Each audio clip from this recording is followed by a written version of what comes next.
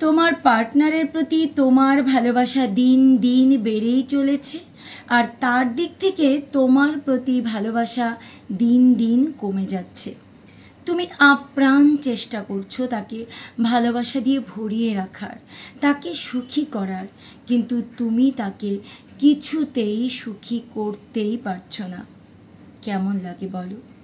তুমি দিশেহারা হয়ে পড়ছো যে তুমি কি করবে, কি করলে তুমি তার মন জিতে নেবে।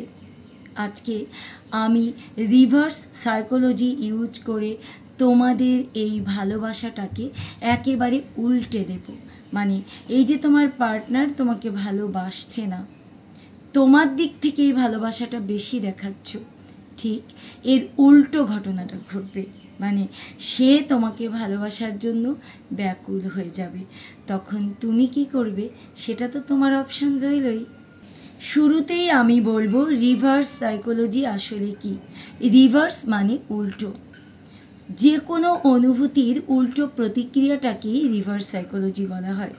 দেখো, তুমি যদি কাউকে কোনো কিছু করতে নিষেধ করো, সেই মানুষটি আরও বেশি করে সেটা করার চেষ্টা করে। তুমি তোমার চারপাশে খেয়াল করলেই দেখতে পাবে, কেউ একজনকে তুমি কোনো একটি নেগেটিভ কাজ করতে নিষেধ করছো, দেখবে সেই মানুষটি ওই কাজটি আরও বেশি করে করছে। বাচ্চাদের ক্ষেত্রেও এই উদাহরণ প্রযোজ্য। তুমি একটি বাচ্চাকে একটি খেলনা দিলে, দেখতে পাবে ওই বাচ্চাটি তার নিজের খেলনাটি কিছুক্ষণ ব্যবহার করার পরে সে আর ওটা পছন্দই করছে না, বরং তার পাশে অন্য একটি বাচ্চার যে খেলনা নিয়ে সেই বাচ্চাটি খেলছে ওটাকেই সে পছন্দ করছে। তার মানে কি দাঁড়ালো? তার মানে পাওয়া জিনিসের প্রতি মানুষের আকর্ষণ থাকে না, আবার নিষিদ্ধ জিনিসের প্রতি মানুষের আকর্ষণ থাকে। ঠিক প্রত্যেকটা মানুষকে যেটা দেওয়া হয় তার প্রতিক্রিয়া হয় তার উল্টো। তো ভালোবাসার ক্ষেত্রেও এই ব্যাপারটি কিন্তু একেবারে অঙ্গাঙ্গিভাবে জড়িত। মানে তুমি অনেক ক্ষেত্রে লক্ষ্য করলে দেখতে পাবে যে অধিকাংশ মানুষই বলে আমার হাজব্যান্ড ভালো না, আমার ওয়াইফ ভালো না। অন্যদের হাজব্যান্ড কত ভালো, অন্যদের ওয়াইফ কত ভালো। প্রেমের ক্ষেত্রেও কিন্তু অনেকে বলে যে আমার পার্টনারটা যদি এমন হতো, তোমার পার্টনার কত ভালো। এই হচ্ছে এমন একটি সাইকোলজি, মানুষ যেটা পেয়ে যায় তার প্রতি তার আকর্ষণ যেমন কমে যায়, এবং বিপরীত দিকে যেটা সে পায়নি তার প্রতি তার আকর্ষণ থাকে। আবার নিষিদ্ধ জিনিসের প্রতিও মানুষের আগ্রহ খুব বেশি থাকে। আজকে আমি মাত্র 4টি পয়েন্ট বলবো, সেই পয়েন্টগুলো তুমি যদি ঠিকভাবে ইউজ করতে পারো, আমি কথা দিচ্ছি প্রথম দিন থেকেই তুমি রেজাল্ট পেতে শুরু করবে। 1 নম্বর পয়েন্ট, ভালোবাসা দিন দিন বাড়ানো যাবে না। মানে তুমি হয়তো তাকে দিন দিন ভালোবাসা বাড়িয়েই চলেছ, তোমার ভালোবাসা বেড়েই যাচ্ছে, কিন্তু উল্টো দিক থেকে তার ভালোবাসা কমে যাচ্ছে। দেখো, সবসময় একটি ঘটনা ঘটে থাকে পার্টনারের মধ্যে, কেউ একজন যখন ভালোবাসা খুব বেশি দিতে থাকে তখন অন্যজনের দিক থেকে ভালোবাসা কমতে শুরু করে দেয়। তার কারণ ওই যে বললাম, পাওয়া জিনিসের প্রতি মানুষ আকর্ষণ হারায়। তো তোমার অভিযোগ রয়েছে যে তুমি তাকে এত ভালোবেসে চলেছ, এত ভালোবাসা দিচ্ছ, তারপরেও সেই মানুষটি তোমাকে ভালোবাসছেই না। আমি বলবো তাই যদি হয় তাহলে তুমি তাকে এই যে অতিরিক্ত ভালোবাসা দেখাচ্ছ এটা দেখানো বন্ধ করে দাও। দেখো, তুমি যদি দিন দিন তার প্রতি তোমার ভালোবাসা বাড়িয়েই চলো, তাহলে কিন্তু তোমার নিজেরও তার থেকে এক্সপেকটেশন বাড়বে। তুমি চাইবে সে বারবার তোমাকে কল করুক, বারবার তোমাকে মেসেজ করুক, কিন্তু তুমি সেটা পাবে না। যখনই তুমি পাবে না তখন তুমি আরও বেশি করে হতাশ হয়ে পড়বে। মাঝে মাঝে ভালোবাসার পরিমাণ কমাতেও হয়, একটা পর্যায়ে গিয়ে থামতেও হয়। সে যদি তোমাকে আগের মতো ভালো না বাসে, সে যদি তোমাকে স্পেশাল ফিল না করায়, তাহলে তুমিও তাকে স্পেশাল ফিল করানো বন্ধ করে দাও। সে যদি তোমাকে ইগনোর করে তাহলে তুমিও তাকে ইগনোর করবে।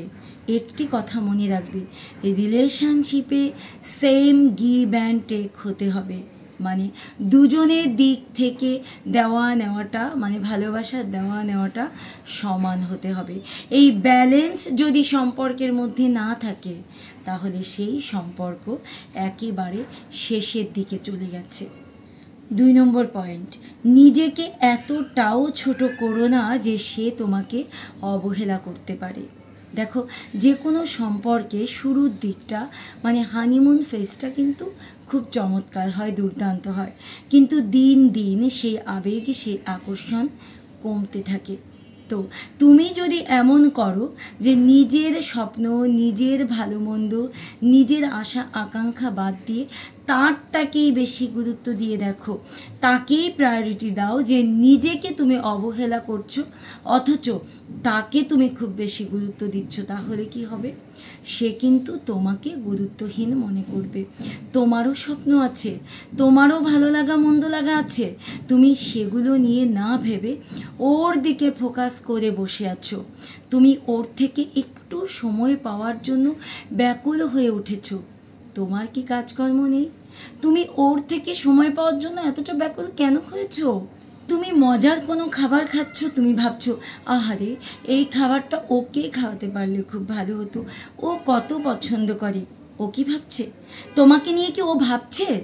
তুমি হয়তো ভালো কোনো কিছু দেখতে পেলে সঙ্গে সঙ্গে তোমার মনে হলো যে ওকে যদি এটা গিফট করতে পারতাম। ও কি ভাবছে সেটা? ওর ভাবনায় কি আসছে তোমার মতো করে? তোমাকে ভাবতে হবে। তুমি ওকে দেখে শেখো। এই যে ওর কিন্তু জীবনের একটি উদ্দেশ্য আছে, ওর গোল পূরণ করতে চায়, ও সব সময় ব্যস্ত থাকে, ওর বিজনেসের কথা বলে, ওর জবের কথা বলে, ওর কাজের কথা বলে, এখানে মিটিং করতে হবে, ওখানে যেতে হবে, পার্টি করতে হবে, ও সব সময় ওর সমস্ত কাজকর্মকে প্রায়োরিটি দিচ্ছে। আর তুমি কি করছো? তোমার কোনো কিছুর গুরুত্ব নেই, তুমি ওর পিছনে ছুটে মরছো। তোমাকে নিজের গুরুত্ব বুঝতে হবে। যখন থেকে তুমি নিজের গুরুত্ব বুঝবে, নিজেকে গুরুত্ব দিতে শিখবে, তখন থেকে ওর কাছেও তোমার মূল্যটা বাড়বে। তখন থেকে ও আর তোমাকে অবহেলা করার চিন্তাই করতে পারবে না, বরং তোমার মূল্য ওর চোখে বেড়ে যাবে। 3 নম্বর, তাকে বোঝানো বন্ধ করো। দুজনের মধ্যে হয়তো একটু মনোমালিন্য হচ্ছে, একটু ঝগড়া হচ্ছে, তুমি তাকে ভীষণভাবে বোঝাচ্ছ, সোনা রাগ করো না, সোনা ভুল বোঝো না, তোমাকে অনেক ভালোবাসি, তুমি এরকম করো না, প্লিজ তুমি আমাকে কষ্ট দিও না, তুমি আমার সঙ্গে দেখা করো, নানান এরকম কথার কোনো শেষই নেই। এই যে তুমি ওর কাছে এক প্রকার ভালোবাসা ভিক্ষে চাইছো, ওকে বোঝাচ্ছ যেন ও তোমাকে আরও বেশি করে ভালোবাসে। এই বোঝানোটা বন্ধ করো। দেখো, রিলেশন কিন্তু দুজনের। এই সম্পর্কটাকে ধরে রাখার জন্য তোমার একার দায়িত্ব নয়, এই দায়িত্বটা, এই রেসপন্সিবিলিটি দুজনের। যদি সে রেসপন্সিবিলিটি না নেয় তাহলে তুমি একা কতক্ষণ এটাকে টেনে নিয়ে যাবে? তাই এই বোঝানোটা বন্ধ করো। তুমি হয়তো ভাবছো তুমি ওকে বুঝিয়ে পথে আনবে, তুমি হয়তো ওকে এমনভাবে বোঝাবে ও তোমাকে অনেক ভালোবাসবে, ঝগড়া করবে না, কিন্তু না, এই যে তুমি বোঝাচ্ছ, ওর কাছে মনে হচ্ছে যে তুমি একজন ব্যক্তিত্বহীন মানুষ, তুমি বারবার ওকে অনুনয় বিনয় করে ওকে বুঝিয়ে তোমার মনের মতো করতে চাইছো। ওর কাছে তোমার মূল্য কিন্তু দিন দিন আরও কমে যাবে, কারণ ও তো তোমার কোনো কথা শোনেই না। এমনিতেই তো ও তোমার কোনো কথা শোনে না, তোমার কোনো কথার গুরুত্বই দেয় না। সেখানে তুমি বোঝালে ও গুরুত্ব দেবে, এটা তুমি কি করে ভাবছো? তাই বোঝানোটা বন্ধ, নীরব থাকো, তোমার ব্যক্তিত্ব দিয়ে প্রতিবাদ করো। 4 নম্বর পয়েন্ট, এই পয়েন্টটা কিন্তু ভীষণ গুরুত্বপূর্ণ। তোমার বুক ফেটে যাক তবু তুমি তোমার ইমোশান দেখাবে না। দেখো, তাকে তোমার ইমোশান দেখিয়ে কি লাভ? সে তো তোমার ইমোশানের মূল্যই দেয় না। যদি সে তোমার ইমোশানের মূল্য দিত তাহলে তো আজকে তোমার এই কষ্টে থাকতেই হতো না, এই ভিডিও তোমাকে দেখতেই হতো না। তাই বলবো, তুমি কিছুতেই তাকে তোমার এই কষ্ট, এই যন্ত্রণা বুঝতে দিও না। তুমি তোমার সোশ্যাল মিডিয়ায় এমন কোনো স্ট্যাটাস দিও না যেটা দেখে সে বুঝতে পারে যে তুমি তার জন্য কষ্ট পাচ্ছ। তাহলে কিন্তু সে আরও বেশি আনন্দিত হবে। সে কিন্তু পরিপূর্ণভাবে তৃপ্ত হয়ে যাবে যে তুমি তাকে এত ভালোবাসো, তুমি তার জন্য পাগল, তুমি তার জন্য মরিয়া, তুমি তার জন্য কষ্ট পাচ্ছ। এটা দেখলে সে নিজে এত বেশি আনন্দিত হবে, তৃপ্ত হবে, আর তোমাকে করে দেবে মূল্যহীন। মনে মনে সে তোমাকে মূল্যহীনই ভাবতে শুরু করবে। তাহলে কেন তুমি তোমার কষ্ট দেখাবে? কেন তুমি তোমার কষ্ট বোঝাবে? এই পৃথিবীটা সব কিছু না উল্টো চলে।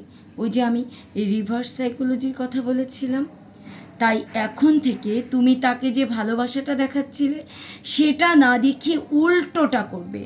তুমি আর কখনো তাকে অতটা গুরুত্ব দেবে না যতটা গুরুত্ব দিলে তুমি নিজে ছোট হও আর সে তোমাকে অবহেলা করতে পারে। দেখো, তুমি নিজে যদি নিজের মূল্য না বোঝো তাহলে কে তোমার মূল্য বুঝবে?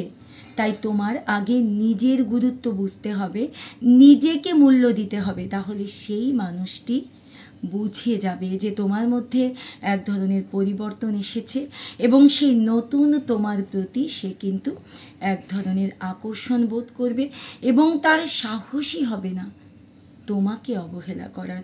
তার মনের মধ্যে এমন এক ধরনের অনুভূতি তোমার জন্য তৈরি হবে যে বাহ, এই মানুষটি তো একেবারেই বদলে গেছে।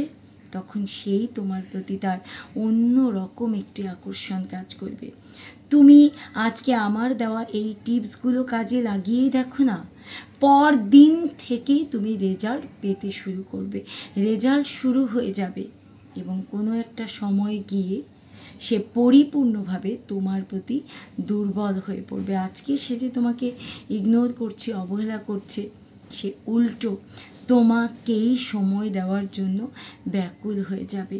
দেখো, সময় লাগবে হয়তো, কারণ কোনো কিছু তো একদিনে ঘটে না, সময় লাগবে, কিন্তু এটা হবে, এটা হবেই যদি সেই মানুষটি তোমাকে কোনো দিন এতটুকু ভালোবেসেছিল। তো তোমাদের দুজনের সুন্দর ভালোবাসার সম্পর্কটি আরও সুন্দর হয়ে উঠুক, সেই প্রত্যাশায় আজকের মতো বিদায় নিচ্ছি।